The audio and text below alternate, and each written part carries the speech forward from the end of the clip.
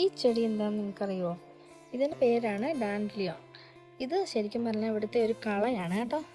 പക്ഷേ ഇത് നമുക്കിപ്പം ഈ പറമ്പുകളിൽ നിങ്ങൾ എവിടെ ഒരു പറമ്പിൽ നോക്കിയാലും ഈ ഒരു സാധനം ഉണ്ടാവും. നല്ല പൂക്കളാണ്.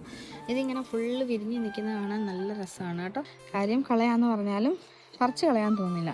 പക്ഷേ ഇതിന് ഒരുപാട് ഔഷധ ഗുണങ്ങളുണ്ട് കേട്ടോ. ഇതിൻ്റെ വേരെന്ന് പറയുന്നത് ഒത്തിരി ഔഷധ ഗുണങ്ങളുള്ളൊരു സാധനമാണ് കേട്ടോ. ഇത് കണ്ടോ, ഇതാണ് ഇതിൻ്റെ വേര്. ഇതിപ്പം ഒടിഞ്ഞു പോയി കേട്ടോ. ഞാനിത് പറിച്ചപ്പോഴത്തേക്ക് ഒടിഞ്ഞു പോയതാണ്. പക്ഷേ നല്ല കട്ടിയാണ് ഇതിൻ്റെ വേരിന്.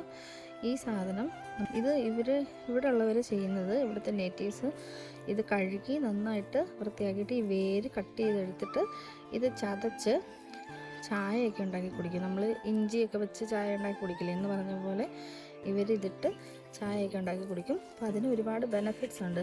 അതായത് നമ്മുടെ ബ്ലഡ് പ്യൂരിഫൈ ചെയ്യാൻ, ബ്ലഡ് ശുദ്ധിയാക്കാൻ, അതുപോലെ തന്നെ ലിവറിൽ നമ്മുടെ കരളിലെ ടോക്സിൻസൊക്കെ റിമൂവ് ചെയ്യാനും, അതുപോലെ തന്നെ ഒരുപാട് വൈറ്റമിൻ എയും ഒരുപാട് വൈറ്റമിൻ കെയും അടങ്ങിയതാണ് കേട്ടോ ഇത്. പിന്നെ നമ്മൾ യൂസ് ചെയ്യുന്നതെന്ന് പറഞ്ഞാൽ ഇത് അയൺ റിച്ച് ആയിട്ടുള്ള ഒരു സാധനമാണ്. അനീമിയ ഉള്ളവർക്കൊക്കെ ഇത് നല്ല യൂസ്ഫുള്ളാണ്.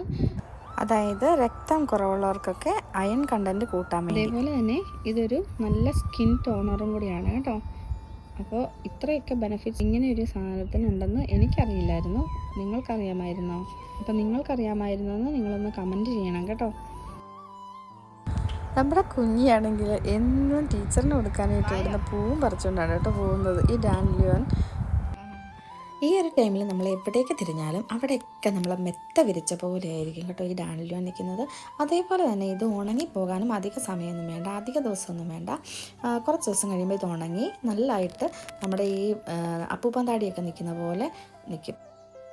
ഞാൻ പറയാത്തതായിട്ട് എന്തെങ്കിലും നല്ല ബെനഫിറ്റ്സ് ഉണ്ടെങ്കിൽ അതും നിങ്ങൾ ഒന്ന് കമൻറ്റ് ചെയ്തേക്ക്.